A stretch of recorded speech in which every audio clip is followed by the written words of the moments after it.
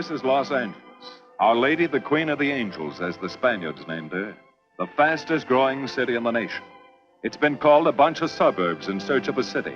And it's been called the glamour capital of the world. A mecca for tourists. A stopover for transients. A target for gangsters. A haven for those fleeing from winter. A home for the hardworking. It is a city holding the hopes and dreams of over 2 million people. It sprawls out horizontally over 452 square miles of valleys and upland, of foothills and beaches. Because of that vast area, and because of a population made up of people from every state in the Union, Los Angeles is the largest police beat in the country, and one of the toughest. We're going to take you into the city hall where police headquarters are located. Here in communications are the ears and voice of the police. The lights on the complaint board flash 24 hours a day. Citizens reporting a prowler, a lost child, a man molesting a woman, an auto accident, a wild party. Spend an hour or two here and you will think the whole city has gone berserk. Minute by minute, the orders go out to the radio cars in the far-flung divisions. Watts and Wilshire and West Los Angeles. Hollywood and Hollenbeck Heights in North Hollywood. The work of the police, like that of woman, is never done. This is the case history of a killer, taken from the files of the Detective Division. The facts are told here as they happen. The story properly starts here in Hollywood Division headquarters at 1 o'clock of a June morning last year. Officer Robert Rollins had finished his tour of duty and signed out. It had been a tough day. He'd be glad to get home. His wife would be waiting up for him, as she always did.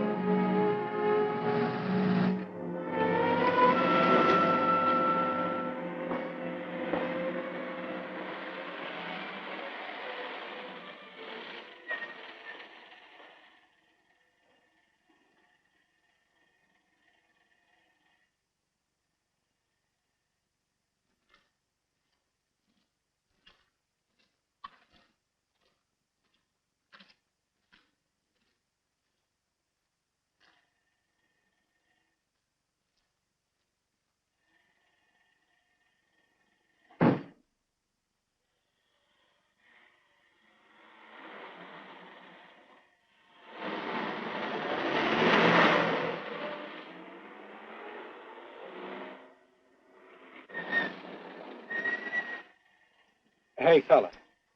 Come here.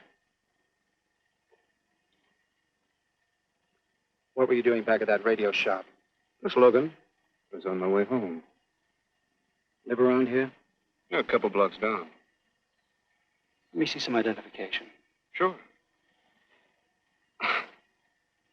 Yeah, I guess I forgot my wallet. Look, lad, I've got to see some identification. How about my Army discharge? I got it right here.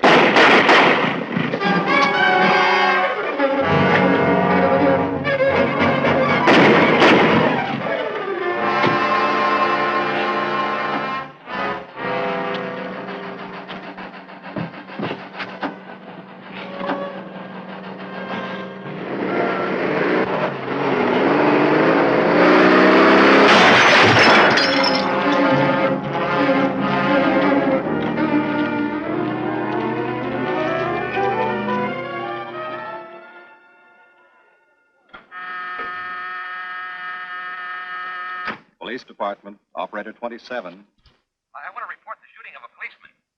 Hold on, please. Give me that again, please. I'm calling to report the shooting of a policeman. What's the address? 5057 State Street, just west of Santa Monica. Just a minute. Receiving hospital. Operator 2. Operator 27, 5057 State Street, 5057 State Street. An officer has been shot. Send an ambulance. All units in the vicinity of State Street and Santa Monica Boulevard. Proceed at once to 5057 State Street, 5057 State Street. An officer shot. Code 3.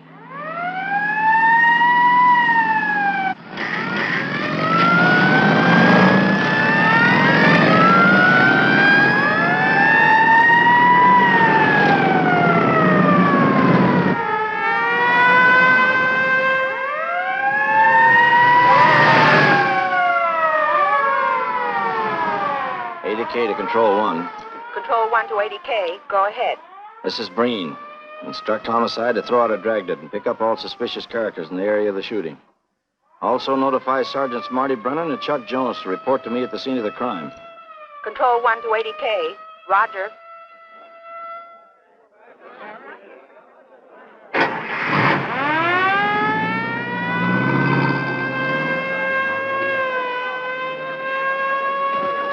I see. Well, what have you got so far?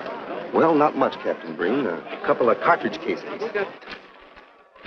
Oh, Marty, Chuck. Hi, Cap. Eyewitnesses? Who was first on the scene? Reported it. I was. I live here. I'm a light sleeper, but my hearing is good. And my Did cat. the officer say anything before he collapsed? Yeah, he gave a description of the fella. On the shooting of the officer. Suspect is a white male American. Age 26 or 7. 5 feet 10 or 11. 155 to 165 pounds. Brown hair. Regular features. Pencil mustache. Repeat broadcast. All units. Is that about it? Yes, sir, exactly. And the officer kept saying, he looked like such a nice kid. He looked like such a nice kid. As if he couldn't believe what had happened to him. I see. Is that all? Yeah. Thank you very much. Yeah, well, anything else I can do, I'd be glad to help you. We may call you. Get his name and address, will you, Bob? This door been checked, Lee? Yeah, it's okay, Captain. Find anything? Nothing but some smudges so far. Found this in the glove compartment. I think it's nitroglycerin. Doesn't look quite right. Well, check it down at the lab. Right.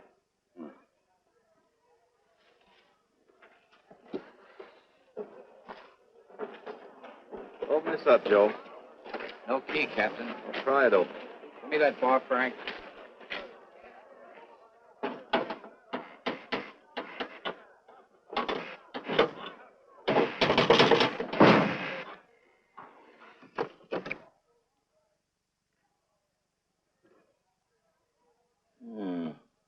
Regular arsenal. Yeah, get a load of that. What is it? I don't know. It looks like some kind of an electrical device. United States Navy. It's either stolen or war surplus. Send all this stuff down to the lab and check the serial number on that Navy equipment. Yes, sir. Captain Breen. We found these in the weeds over by the radio store. What do you got? A pair of cloth gloves, Captain. Well, he thought of everything, didn't he? All right, give them to one of the technicians. Yes, sir. Marty, you and Chuck come along with me. Let's go downtown and see what they picked up in the dragnet. Right.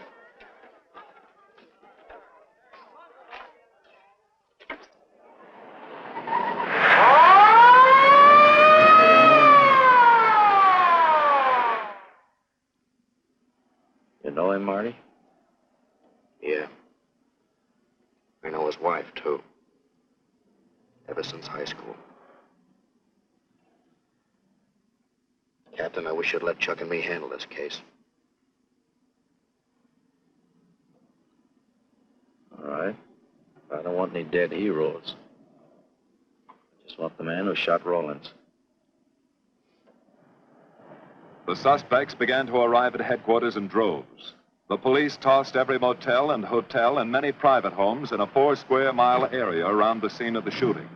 Every available radio car and patrolman and detective was out on the dragnet. The strings were being drawn tighter and tighter. Many a man returning from a date or a late party or a poker game surprisingly found himself in a squad car, its siren screaming as it brought him to the detective bureau. The dragnet gathered in some strange fish, and many ordinary ones. All the rest of that night, the detectives probed, needled, questioned, quizzed. Everything was checked. Fingerprints, names, addresses, stories. Every fish in the net was examined. Most of them thrown back into the sea, not worth keeping.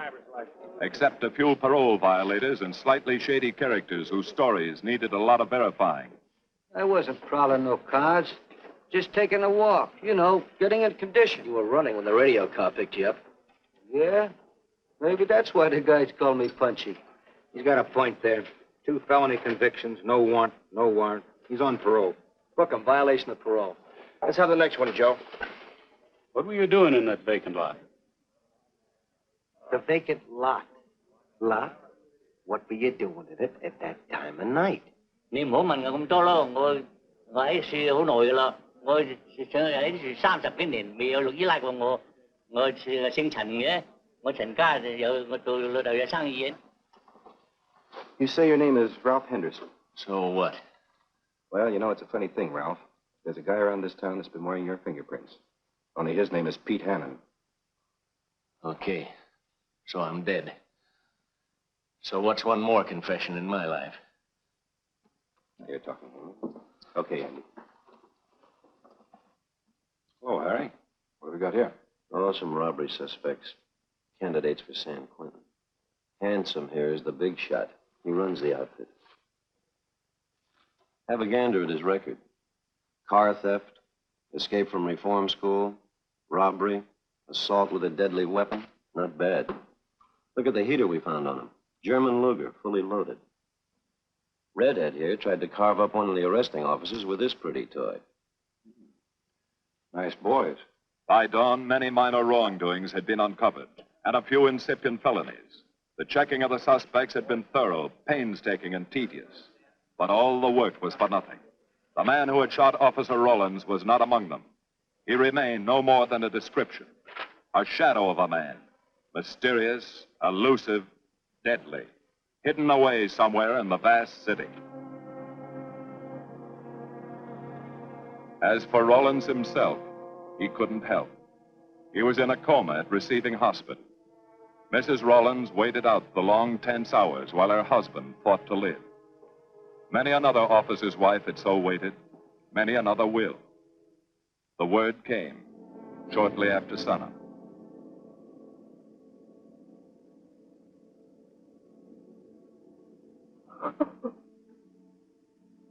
Oh.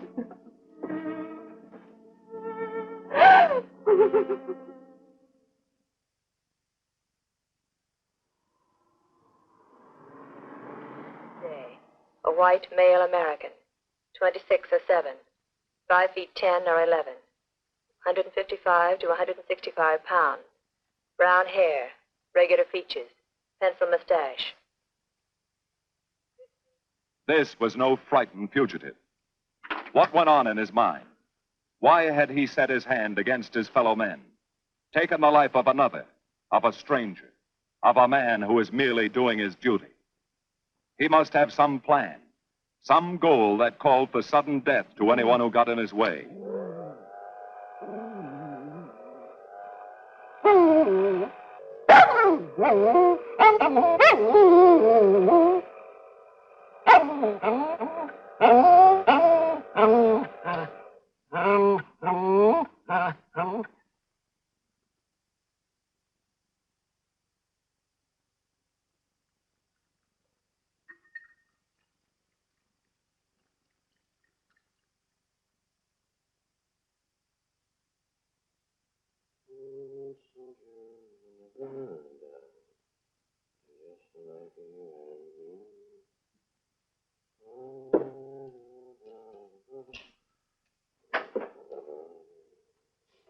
Morning, boys. Morning, Lee. Hi, Professor. Well, I thought this was safe cracker soup. You gonna drink it, I hope? I'm really a nice guy. Stick around. I'll prove it. Come over here.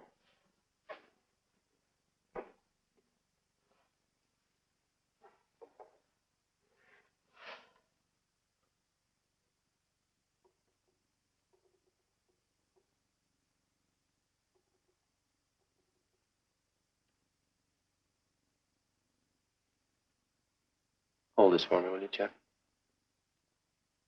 Thank you. Now, if you'll hand me that hammer, Marty. Thank you.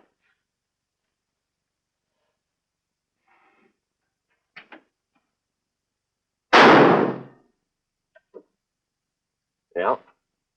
Nitroglycerin. I didn't ask for a collection of fingers, just fingerprints. All those nice fingerprints on the car belong to the man it was stolen from, Cap. Nothing on the guns or picklocks? Not even an interesting smudge.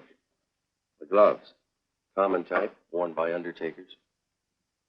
I'll check on them. They won't show anything. What did your scientific test show? A couple of little things.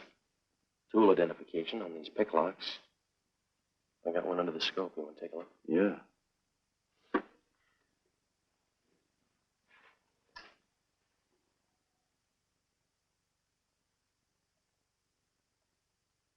Take a look.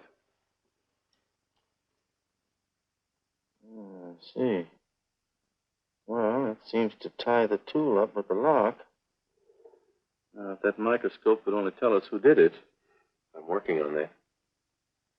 No, only an amateur would carry that liquid dynamite in a car. This boy's no amateur. Took the precaution of desensitizing it so it'll take normal shock. Took a lot of other precautions, too. No fingerprints, no identification, nothing definite. Except he's scientific. Knows electricity. Is inventive.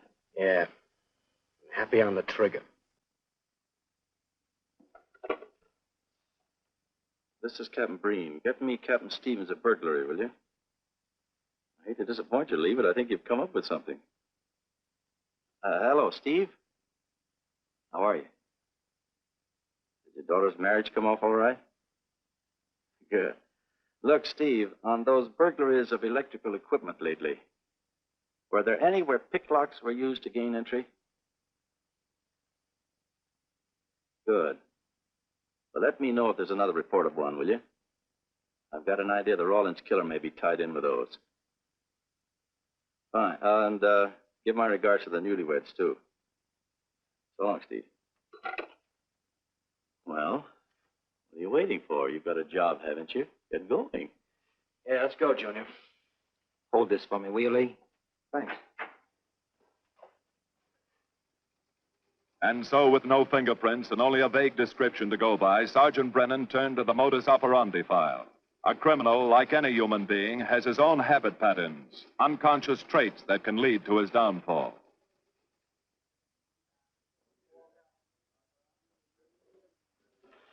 Well, there you are, Junior.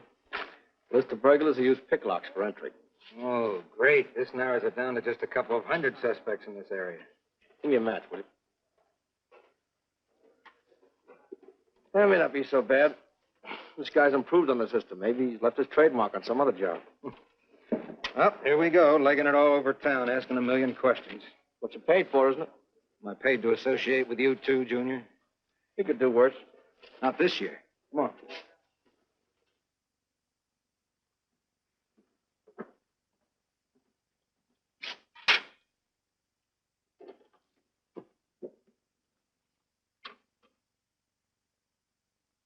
Car 12, car 12, in the 10,000 block on Mississippi.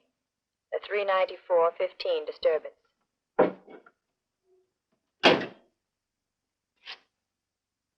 Car 80K, code 1.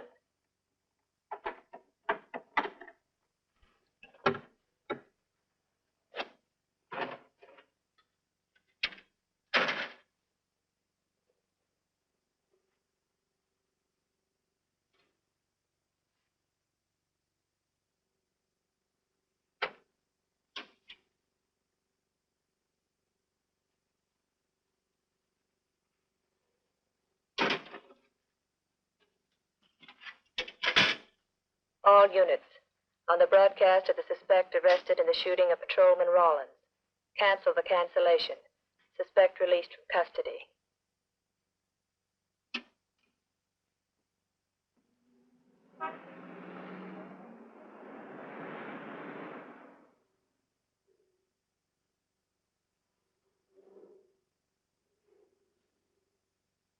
Oh, hello, Mr. Martin. You find Mr. Reeves in the machine shop.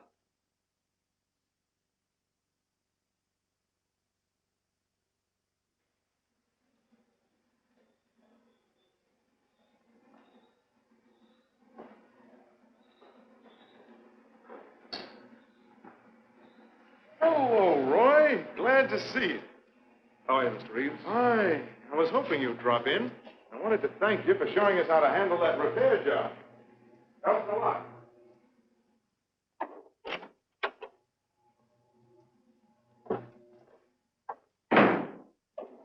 Oh, what have we got this time?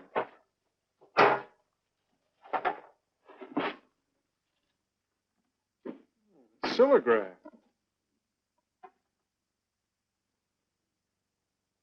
There are plenty of these around, Roy. Not like this one. Yes, I see. I suppose, as usual, you've added your own improvements. You know, it seems wrong that a man of your talents should bother consigning equipment for rental.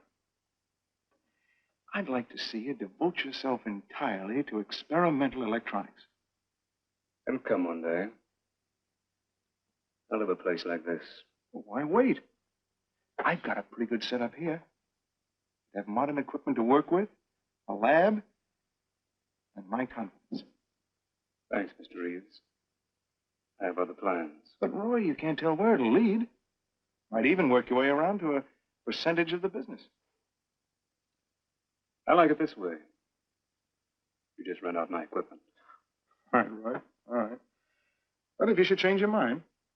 I'm not likely to change my mind. I suppose you want me to set this up for rental, too. Mr. Reeves, you've already got 5 pieces of my equipment. You'd like to know what results I've had from the rental so far, Well, I can't say as I blame you. I think you'll find this satisfactory. Satisfactory. Goodbye, Mr. Reeves. You'll come back again soon, won't you? Sure. Oh, incidentally, how's that television projector coming along? The one you said would reflect a 12-foot image. Still working on it. I just wanted you to know I've already set up a rental on it. In fact, I think they'd like to buy. It'll come pretty high.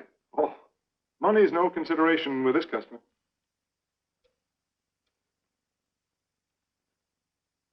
Tell him we can pick it up tomorrow. I thought you said it wasn't finished yet. It'll be finished.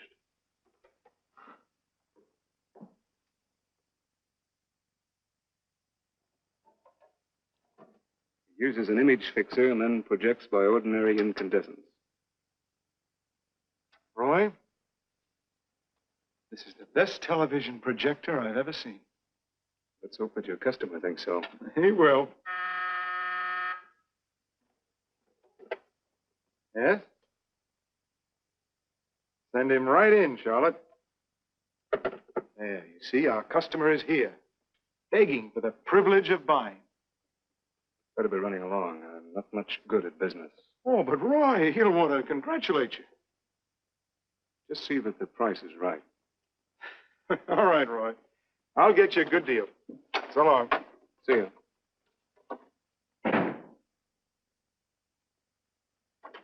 Well, Mr. Dunning, come in. Isn't it a beauty?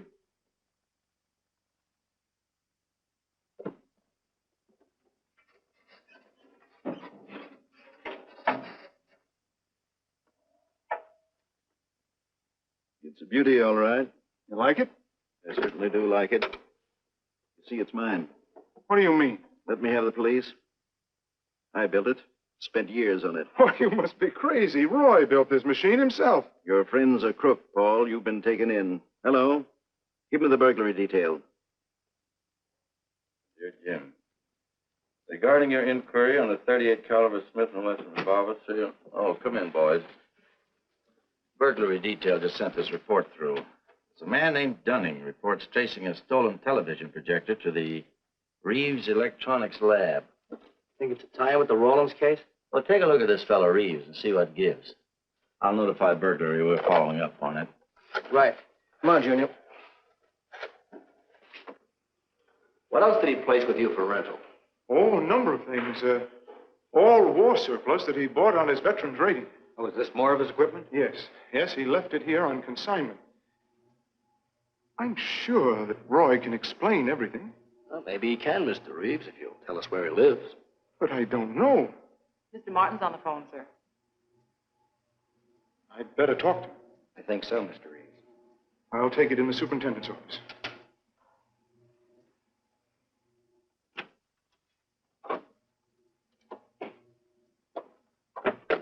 Tell him that you sold the set. And his money's waiting for him here. Find out what time he's coming by. Put Mr. Martin on.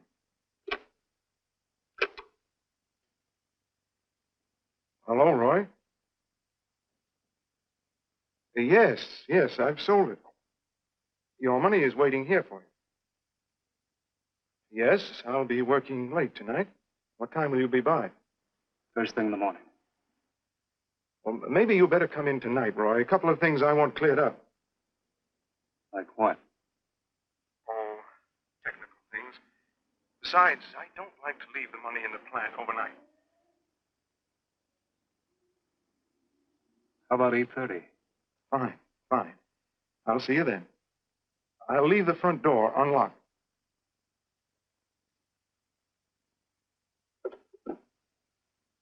You'll be here at 8:30.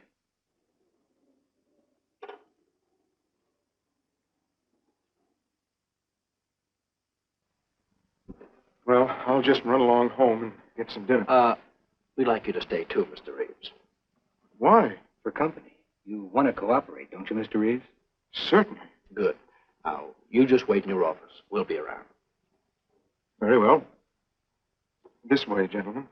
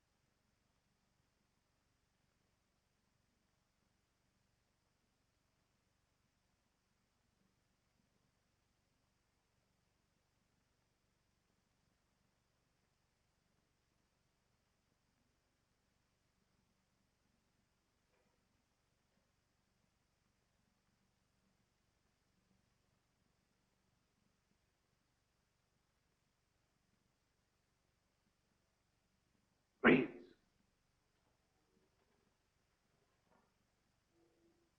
That you, Roy?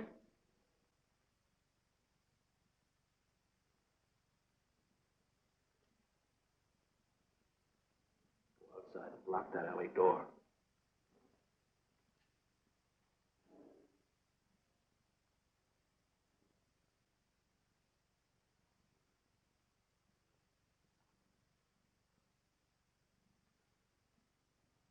Where are you, Roy?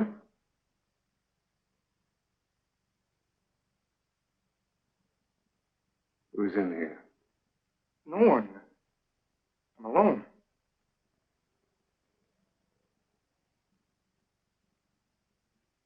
Come on in. I've got your money for you. Bring it out here. All right. Just a minute.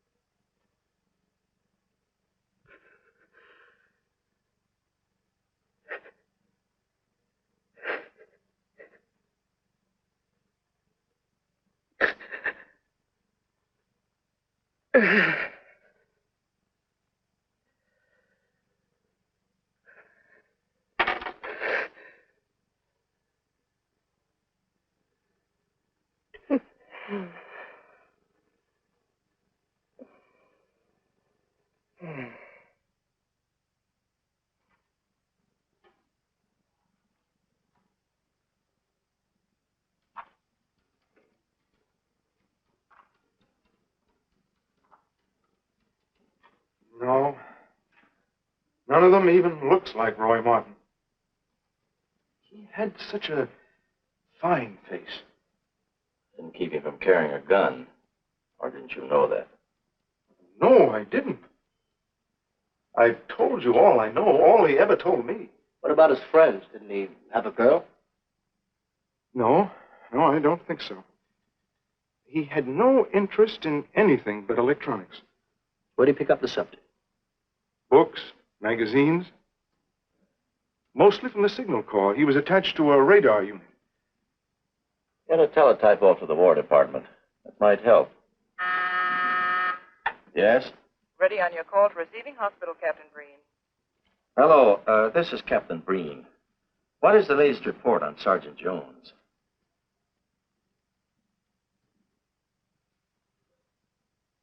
I see. Well, let me know if there's any change, will you? Thanks. Chuck's in pretty bad shape, Marty. He's paralyzed. May never walk again.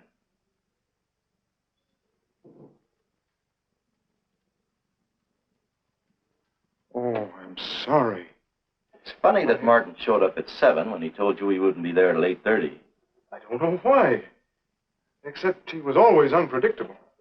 I'll tell you why. Because you warned him. That's why he came early. That's why he came in the back way. But you heard me tell him the front door would be open. And the key that let him in the back way? He must have had one made. Why don't you tell us the truth? Marty.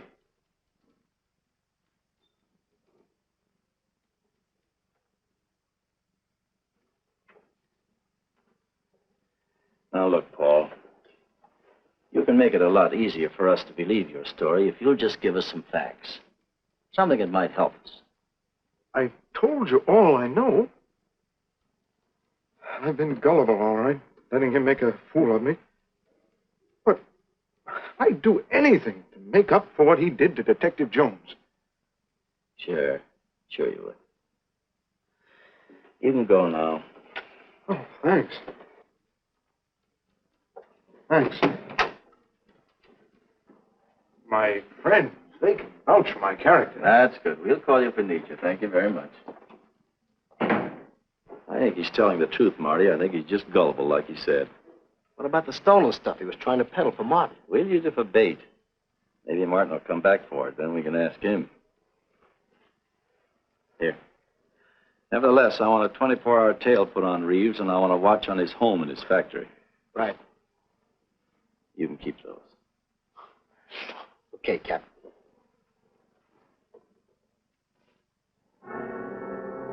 And now the killer changed his tactics, his modus operandi.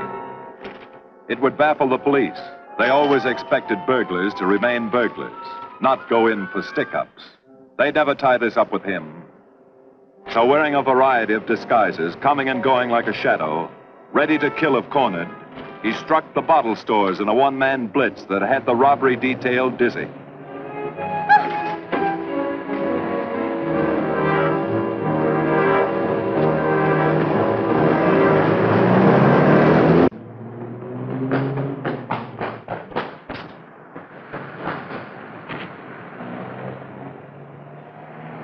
The killer, always resourceful, always thinking along lines that would baffle his hunters, had discovered an ideal avenue of escape. Under Los Angeles is a vast and intricate system of huge storm drains built to siphon off the flash floods of the rainy season. Many of the tunnels are large enough for 2 cars to drive abreast. Here were 700 miles of hidden highways, ideal for the use of someone who needed to hurry from place to place without being seen. Ideal as a hiding place for guns and supplies in case of emergency. Well, the reason I asked you to come over is I think I've hit on something. An identification? No, not quite, but a tie-up. Now, These are the shells from the gun that killed Rawlins. These were fired in the liquor store holdup in which the bandit got away. And these were fired at Chuck. Now, as you know, every ejector, even in guns of the same model and caliber, is different. Each one leaves its own markings on the cartridge casing. Now look at these fine striations. This deep gouge. The same on all three.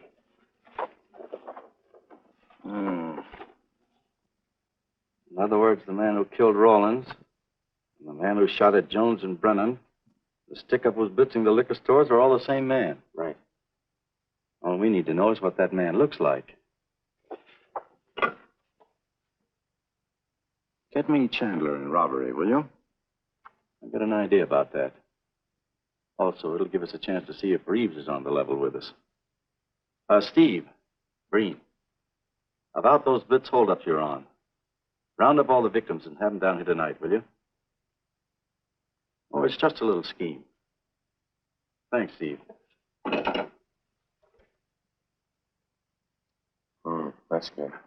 Now I'll sketch another one of the same type, only this time thin it out a little, huh? All right. Hi, Lee. How's it coming? You ready for tonight? We'll be ready. Think it'll work? It should. Where'd you get the idea? From a kidnapping case in Chicago. I thought these slides might be an improvement over the method they used. Could be. Captain thinks so. Good evening, ladies and gentlemen. May I have your attention for a moment, please? You've all been asked to sit in on a little experiment tonight. We're going to try to build a picture of a face. A face of a man who's cunning, resourceful, and deadly. He's a man who killed a police officer. Now, some of you he held up at the point of a gun. You may have seen his face, remembered something about it. And we want you to tell us exactly what you remembered. Whether it's his hair, eyes, nose, or mouth. And we're going to try to put those pieces together so that they add up into a picture of the face of the man we want. Now, you can see how we're depending on you. Lights? Now, first, we're going to concentrate on the type of hair our man had. And if the picture looks anything like his hair, I want you to speak right up. All right, the first slide, Lee.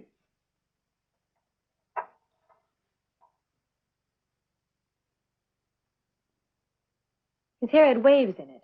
Well groomed. That's the idea, Miss Smith.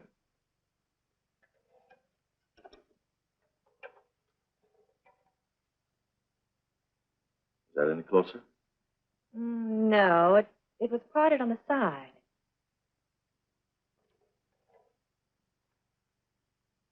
Oh, that's more like it, except it was thicker.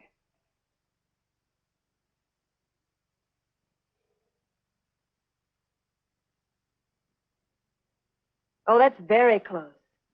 Yes, that's the way his forehead looked. It was broad and high. All right, hold that slide. On the next series of slides, we'll take into account his eyes.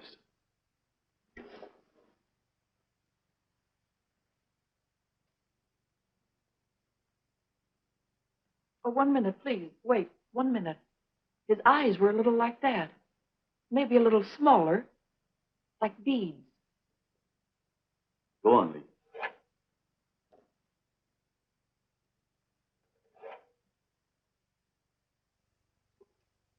Now you've got it. Now hold that slide, Lee. Anyone else? That looks like him, only a little madder. He had a patch over one eye when he come into my place of business. I remember noticing that the one showing was blue. Well, the guy that stuck me up had on horn-rimmed glasses. He was wearing a Band-Aid across his nose when he knocked me over.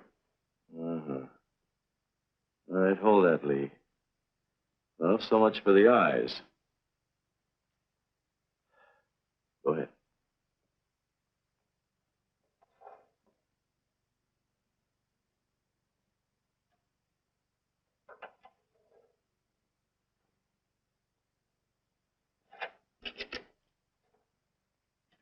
Señor Capitán.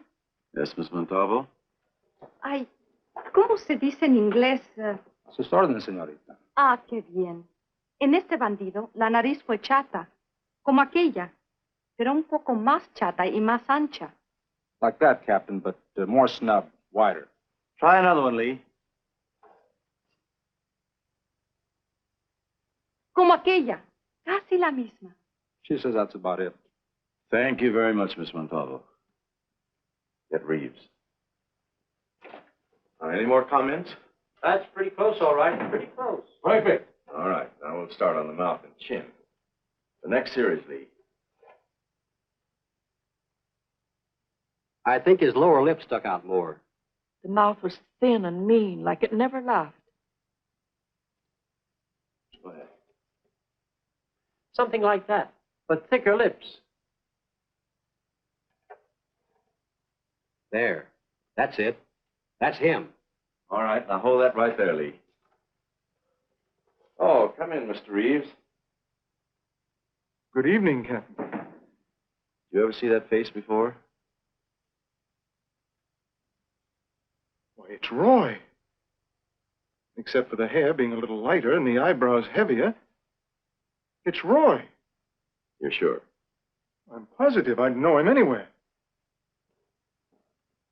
Lee, I want a retouched photograph. Now lighten the hair and give more body to the eyebrows. Right. Lights. That's all. Thank you very much. You've been a great help. It's positively amazing how you found out what he looks like. Well, we're looking for an amazing criminal, Mrs. Johnson. Thank you and good night. Good night, Captain. And so the face of the unknown killer, built up from fragments of evidence, was sent out all over the country.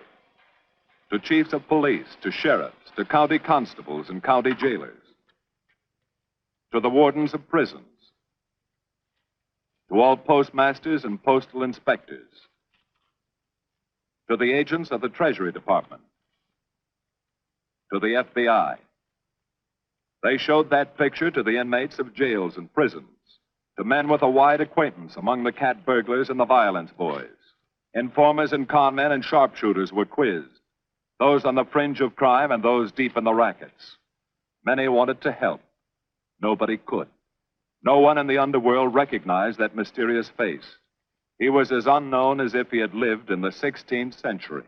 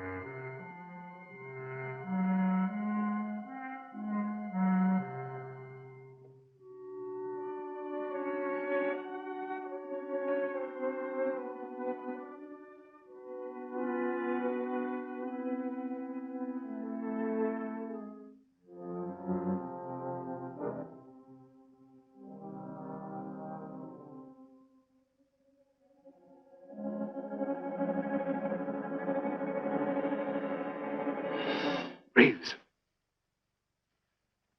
Roy. Listen carefully, Reeves. Control yourself. I know you're alone in the house. Act like you're alone. Cops are watching every move you make. Police here? They got you staked out like a muskrat hide, watching you around the clock. Here at your plant, tailing your car. Sit in that chair. Pick up 3 books.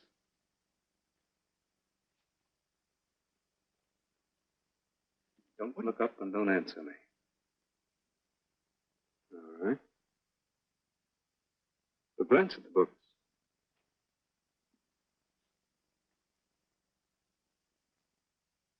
Pick one of them.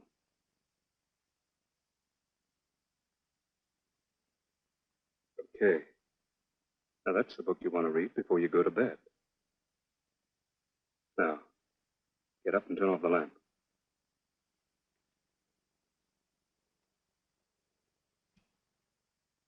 Come here. Come here.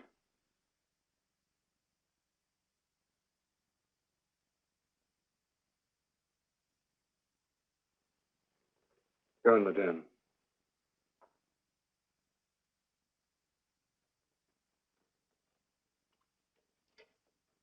Pull those drapes tight.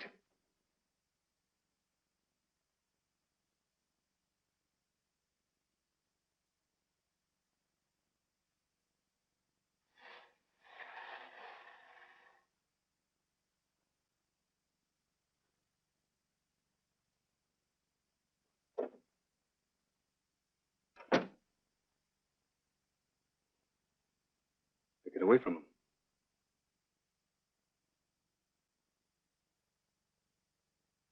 What do the cops know about me? Not very much, Roy. No fingerprints. They haven't even got a picture of you. They're trying to make one.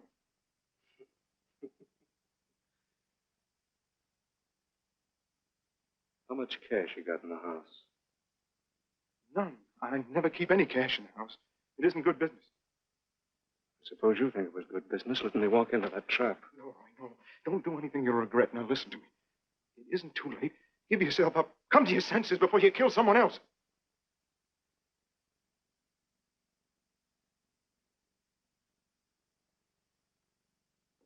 What do you mean, someone else? What do you mean? Nothing.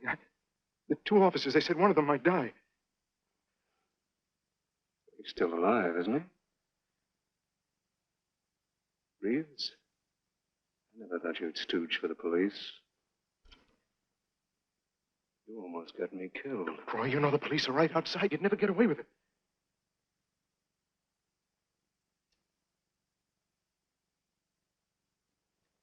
That's right.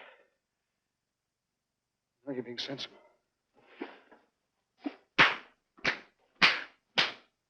I know there's money here. Where is it? Don't, Roy. I'll get it.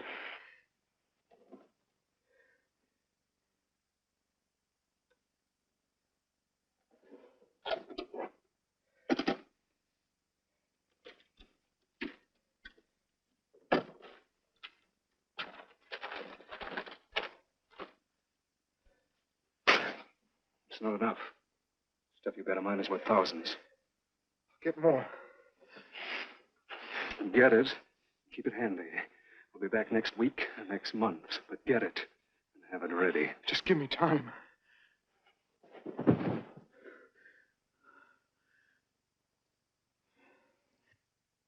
Oh! Look, I don't want policemen outside my house following me around. That's what made Roy suspicious. I'm leaving in the morning. I'm afraid I'll have to disappoint you, Paul. Unfortunately, you're our bait. I won't do it. I've done enough. Look, no one's done enough until we find this killer. I asked you to keep a sharp lookout on this house, Marty. I did. Two of the best undercover men in the department were assigned here. I didn't keep Martin from getting in. What's the matter? You tired?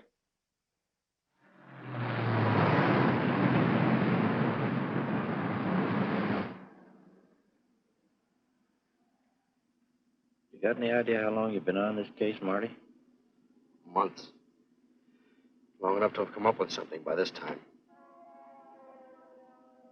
You know any more about the Rawlins killer than you knew the first week? Yeah. He's about the toughest nut I've ever had to crack. That's what I told the chief when he called me in this afternoon and wanted to know why the case hadn't been broken. Look, Captain. Rawlins was a friend of mine. So's Chuck. I've got a bigger stake in this than the chief knows. I'm doing everything I can. Well, I'm afraid it's not enough, Marty. Maybe you're too close to it to see it clearly. Maybe it needs a fresh team, a new viewpoint. I think you better take a couple of weeks off, Marty. Starting tomorrow. Anything you say, Captain.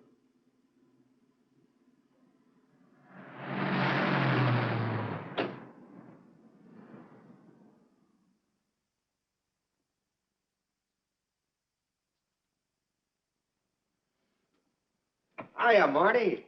Hi, Chuck. Pete Scanlon, my new bodyguard. He's the one I've been telling you about. Oh, you mean the one with the steel trap brain? How do you do? Hello. Say, this guy been behaving? After a fashion. See, she takes me out in my go-kart, puts me to bed, wakes me up, dresses me. You're perfectly capable of dressing yourself now, Mr. Jones. I'll be back in a few minutes. Well, how's it been going, Junior? Oh, pretty good, Chuck, pretty good. Is that why you're off the case? How'd you know? Breen was in to see me this morning. Oh. Suppose he also told you they put a new team on the case. He told me everything. Let's see what his new boys dig up. Well, maybe they'll examine the facts of the case a little more carefully. What facts? That our man's sharp, that he's intelligent and works alone, that he has no record, never leaves a fingerprint and knows every move we make? Sure, plenty of facts, only they add up to nothing. Sure, forget it. You got yourself a 10-day vacation. Go on down to the beach, get a suntan. By the time you get back, the case will be broken. Isn't that what you want? You know better than that. All I know is what I hear. You sit there batting your gums about how the old man let you down. Maybe he's trying to wake you up. He's got a funny way of showing it. There you go, flying off the handle. Always taking things for granted. I wish I could get up and boot some sense into you. He knew what this case meant to me. He still does. That's why he's trying to get you mad enough to do something about it. You don't really figure that's his idea, do you? I know it is. Ah, it's a tough case, Chuck. Not an angle, nothing to go on. You'd know what I meant if you were out working with me. I have been working with you. That's all I've had to do lately, just sit around studying what little facts we have, trying to figure out who he might be. You know the kind of a guy we're up against, then. I tell you, Chuck, this guy's a genius the way he operates. As if he were right there with us every time we go out after a lead. Oh, sure. Breen's been tipping him off just to make you look bad. Yeah, almost like that. Well, he beats us to the punch every time. There's your angle. You just hit it on the head, but you don't see it. Look, start adding. 1, he's unknown to the underworld. 2, he beats you to the punch, right? And 3, it's almost as if he were with you. Isn't that what you said? Yeah? Well, tie that up with a lot of other little things, like the fact that he uses a police gun and the accuracy of the shooting. Anybody could buy a police gun, and the Army could have taught him how to shoot. Yeah, but who taught him how the police operate? Oh, I know what you're driving at, Chuck. But a cop. Those things happen. Yeah. Now, if I were still in the case, I'd start with our own department first, then Santa Monica, Culver City, Burbank, Pasadena. See you later, Junior. Hey! Don't let him out of your sight, beautiful. It's the first time in years he's used his head.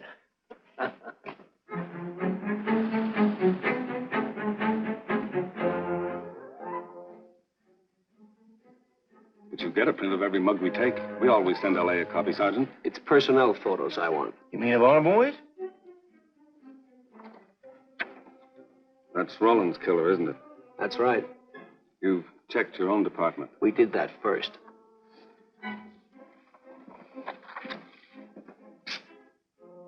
And so the tedious quest went on. Sergeant Brennan wore out his shoes and his patience, going from police station to police station, checking photos until his eyes were blurry. For police work is not all glamour and excitement and glory. There are days and days of routine, of tedious probing, of tireless searching, fruitless days, days when nothing goes right, when it seems as if no one could ever think his way through the maze of baffling trails a criminal leaves. But the answer to that is persistence, and the hope that sooner or later something will turn up, some tiny lead that can grow into a warm trail and point to the cracking of a tough case.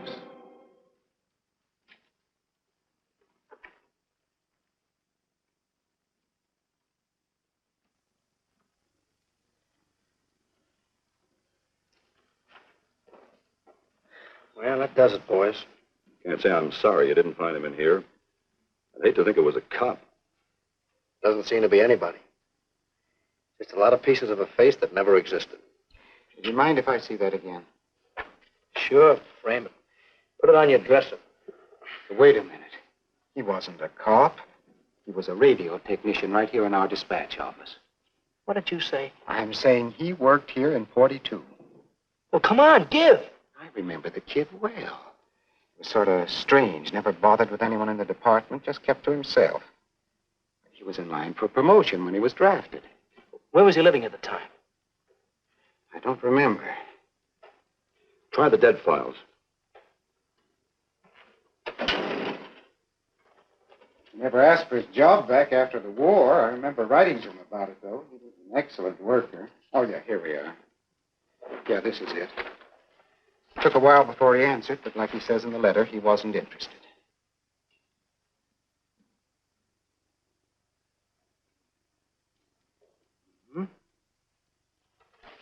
Postmarked Hollywood. No return address.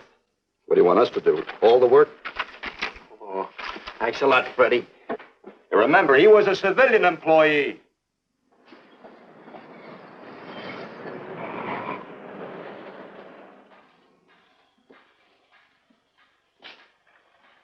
Well, how about it? Anybody recognize him? Not on my route. I never saw him before. Yeah, okay, fellas. Thanks very much. I thought for a minute...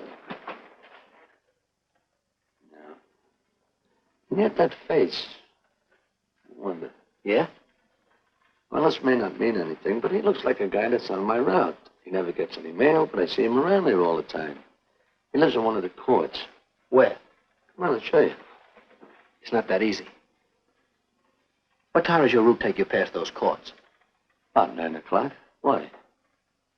Just thinking.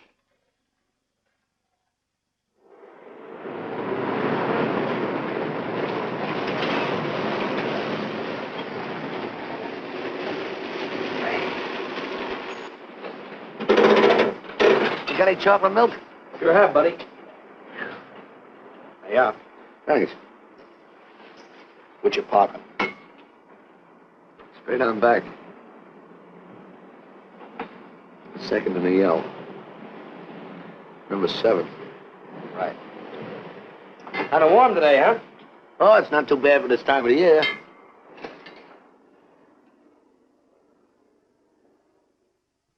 Good morning. Morning. You're new in the route, aren't you? We had substitute. What happened to the other fellow? Sick. Oh, what's the matter with him? I don't know. I catch everything. Hear about it on the radio, and next morning I got it. Too bad. You aren't very social. The regular fellow always stops and talks to you. Sorry, lady, I'm a little late this morning. I was hoping maybe you could help me. There's something very funny going on in this court. Yeah? I was scared to go to the police with it. I thought maybe I might be poisoned. What? Yeah. By the manager. She's a witch. She's a what? A witch. She puts poison in my milk. Oh, I see. Look, you switch the bottles when she isn't looking, see? Drink her milk. Then you'll be safe, right?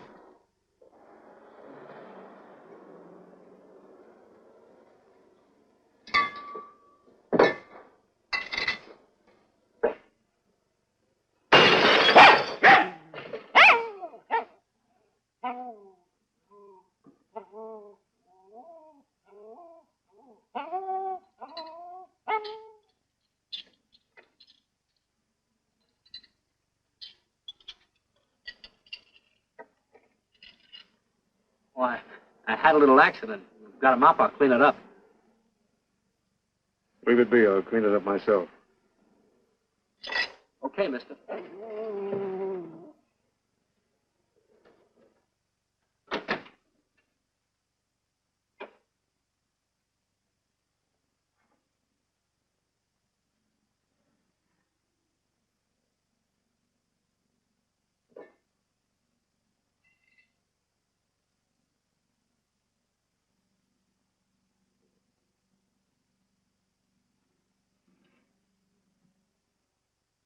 The place is called Bellevue Court.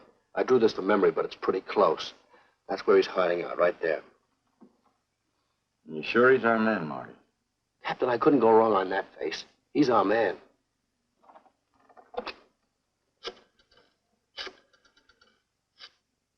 Now, there are 5 cottages in this area, and 2, number 6 and 7, in the L at the end of the row. Our man lives in number 7. This building department plan will show you the whole layout. It's bounded on 3 sides by Fuller, Santa Monica, and Poinsettia. Now, the court is partly surrounded by a high wall. Brady, homicide. Good. You keep your eyes open until we get there. Morgan has just gone into his bungalow alone. Any questions? All right, you all have your instructions. Let's go.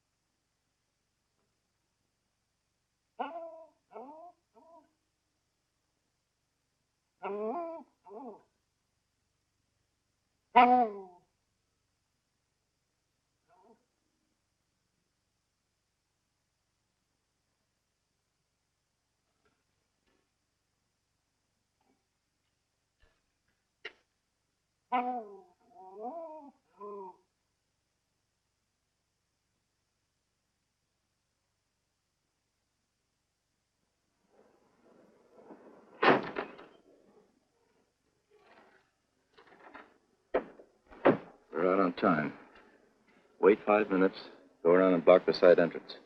Keep your lights off.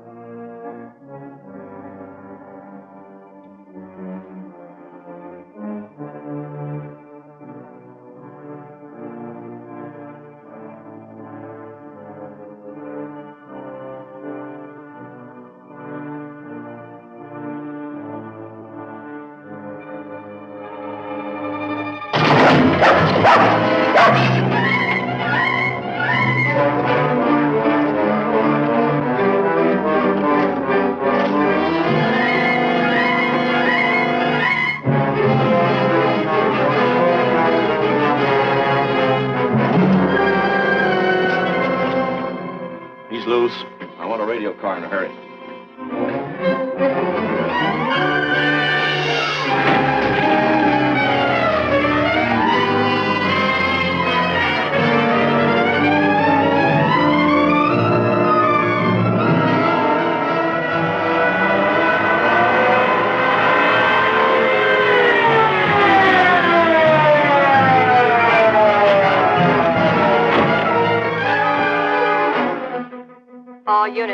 All units in the vicinity of Santa Monica and Fuller. The murder suspect in the Rawlins killing is at large.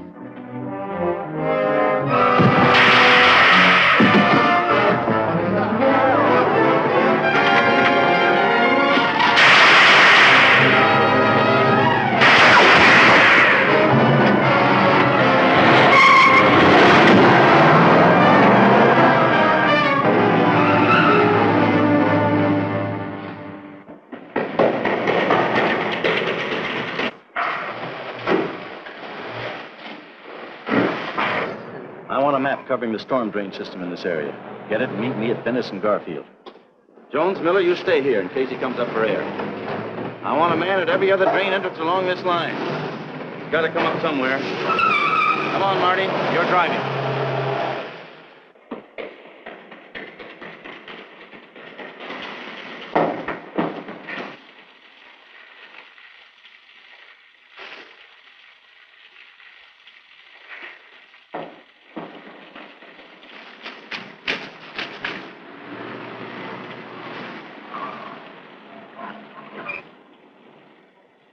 Keep this drain covered. It's liable to pop out anywhere.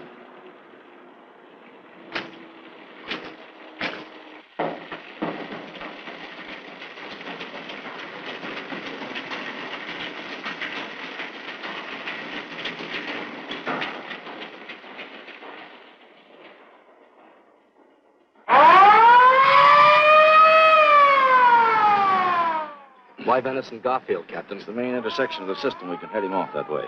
ADK to Control 1. Clear frequency 7. This is an emergency.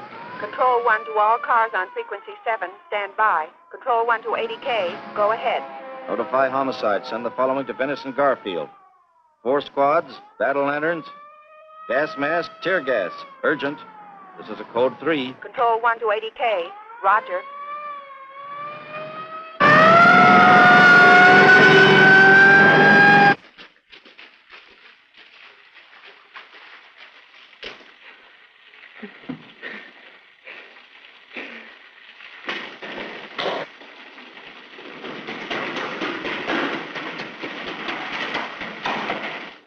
Probably head down this main drain to where it comes out at the Rio Hondo. Now, you take your squad and cover that exit. Right. Keep all spare radio cars cruising back and forth along this main street. Watch the curb inlets. We'll go in here.